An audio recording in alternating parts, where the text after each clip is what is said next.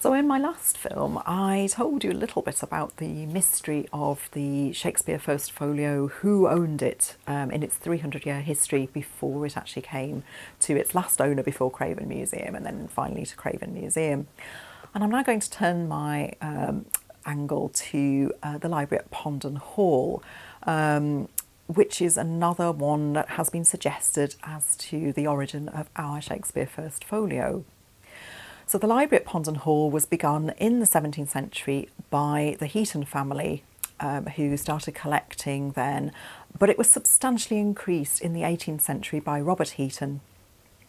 I've got some communication with Anne Dinsdale, who's the collections manager at the Bronte Parsonage Museum, and she stated in a letter to Anna Bowman, who is my predecessor, that the Heaton family had a lot of business in London in the early years of the reign of Charles I, which, as the Shakespeare First Folio came out in 1623, was obviously about the right time to be collecting a copy.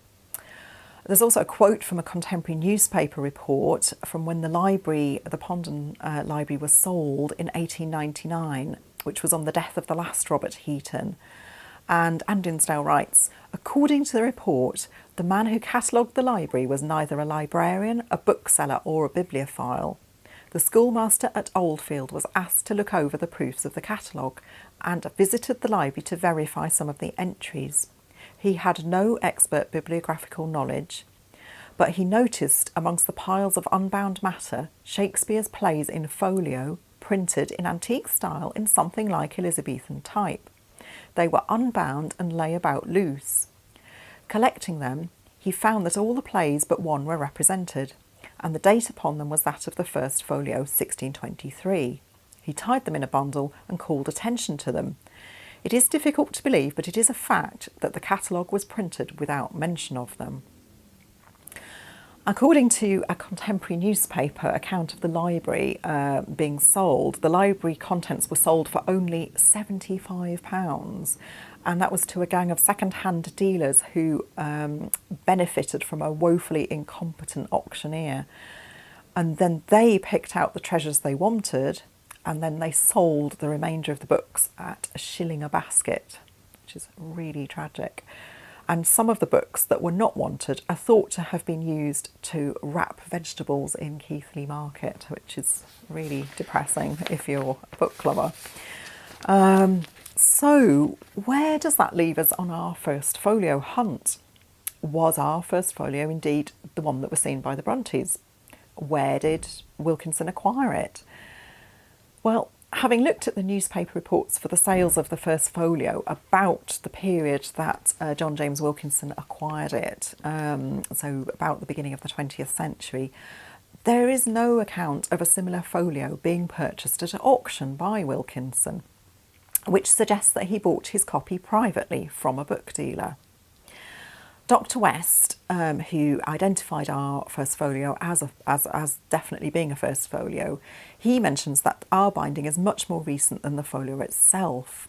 So we need to find out, could it be from the early 20th century, which would fit in with the period when John James Wilkinson acquired it.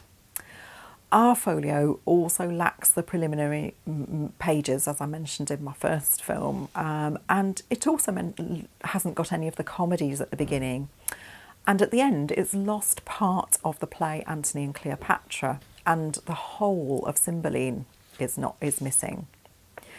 Also, our first folio is more darkened on the first few pages and on the final 2 pages, which are also damaged. And in his report, Dr. Anthony West states that the effects of time and usage on these leaves are typical of what one finds in a folio that has lost its binding, and they suggest the original opening and closing leaves have been missing for some time. So interestingly, one of the plays in our first folio also has the name of somebody written across the top of it, which again suggests that it might not have always been bound. This evidence sounds more like a book that has lost its binding, but also apparently our copy has many of its margins fully intact, which actually suggests that it might never have been bound previously, but only kept together in such a way as to keep the inner pages fresher and more intact. And maybe this is why as well that it's lost so many of its pages. So what's the evidence? Given the dates of the sale at Pondon Hall at 1899 and the likely purchase date by John James Wilkinson of his first folio, we think there has to at least remain a question mark over whether they are one and the same copy. And the evidence from the schoolmaster at Oldfield remains contradictory, really. He states all the plays except one are there, and he talks about gathering them up.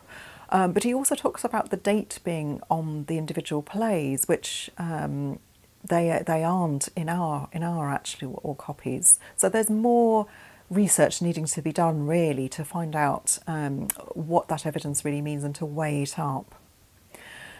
The book is an extremely rare one, and the chances of two copies being available on the market in the same part of the country at the same time, we really have to weigh that in the balance. How likely is that to have happened?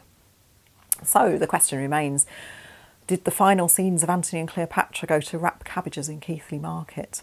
And did Emily Bronte once pore over our pages of Hamlet? Well, we might never know for sure.